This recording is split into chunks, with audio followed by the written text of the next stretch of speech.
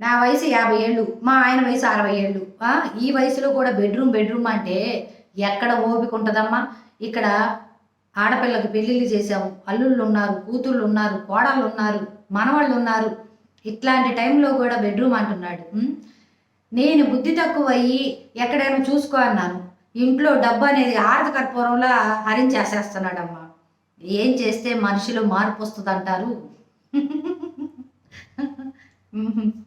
అమ్మా, మగాళ్ళ ఆలోచనలు పెళ్లి కాకముందు ఆ కోరికల మీద ఎట్లా ఆలోచనలో ఉంటారో, పెళ్ళయినా, పిల్లలు పుట్టినా, మనవళ్ళొచ్చినా ఆ కోరికల విషయంలో అంతే ఉంటారమ్మా.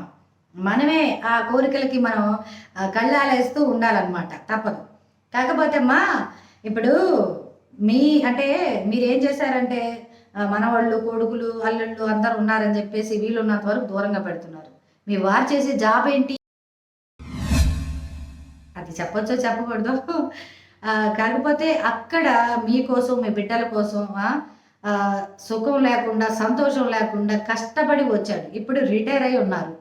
ఇప్పుడేందంటే సుఖపడాలని, సంతోషపడాలని కోరుకుంటున్నారు.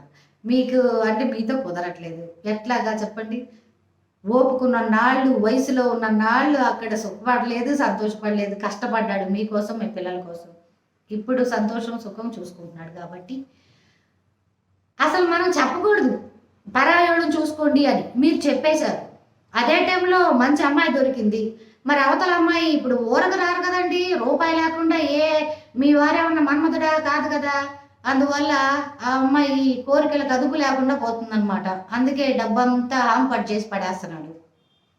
మీ కొడుకుల ద్వారానో ఆయన ప్రాపర్టీ ఏదైనా ఉంటే కొడుకులకో, కూతుర్లకో రాపిచ్చుకొని కొంచెం డబ్బనేది కూడా కొంచెం జాగ్రత్త చేసుకొని ఆయన అకౌంట్‌లో ఎంతో కొంత ఎయండి. ఎందుకు అంటే మీకోసం, మీ బిడ్డల కోసం వయసంతా పోగొట్టుకున్నాడు కష్టపడి. మరి ఇప్పుడు సంతోషపడాలి, సుఖపడాలనుకుంటున్నాడు కాబట్టి మరి దానికి రూపాయి ఖర్చవుతుంది కన్ఫర్మ్‌గా.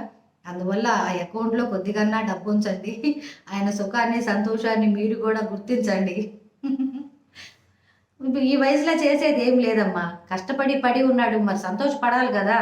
మీరేటో ఏదో అమ్మ పెట్టదు, అడుక్కొని ఇవ్వదు అన్నట్టు చేస్తే కుదరదు గదా! అది సంగతి. అమ్మాయిలందరికి ఒక మాట చెప్తున్నా. ఇప్పుడు ఎప్పుడైనా గుర్తుపెట్టుకోండి. మన అంటే మన శరీరం వచ్చేసేసి పిల్లలు, తర్వాత మనవళ్ళు, ఆ తర్వాత కొంచెం వాళ్ళకి చాకిరీలు చేసి పెట్టడం, ఇంట్రెస్ట్ మొత్తం వాళ్ళ మీదే పెడతాం కాబట్టి ఆ ఇంట్రెస్ట్ అనేది తగ్గిద్ది. శరీరంలో కూడా కొంత శక్తి మనలో మార్పులొస్తాయి కాబట్టి తగ్గుతుంది. కానీ వాళ్ళ విషయంలో ఎప్పుడైనా సరే ఊప్పే అన్నట్టు ఉంటారనమాట వాళ్ళు. ముసలోళ్ళయినా సరే ఏదో ఒకటి వాళ్ళ ప్రయత్నాలు వాళ్ళు చేస్తుంటారు. సంతోషపడటానికి తప్పదు.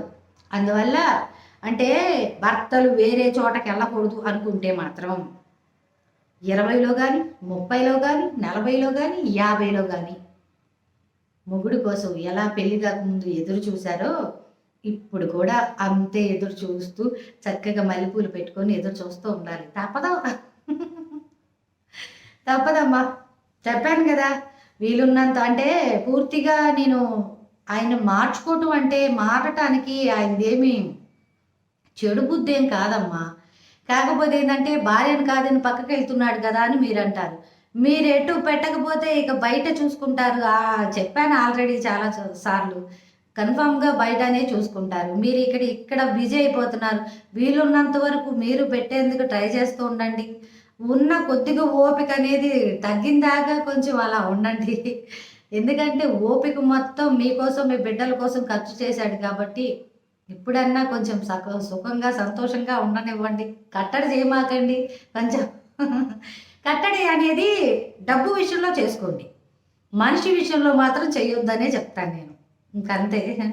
మా ముసలోడు పక్కకు పోకూడదు అంటే మనం సిద్ధంగా ఉండాలి. మీరు సిద్ధంగా లేరు కాబట్టి పక్కకెళ్తారు. ఎక్కడ పడితే అక్కడ కాదు కాబట్టి ఒక్క అమ్మాయినే కనిపెట్టుకొని ఉన్నారు కాబట్టి ఓకే. ఆ అమ్మాయి కూడా డబ్బు కోసం ఉంది. రూపాయలేంది ఎవరు రారమ్మా.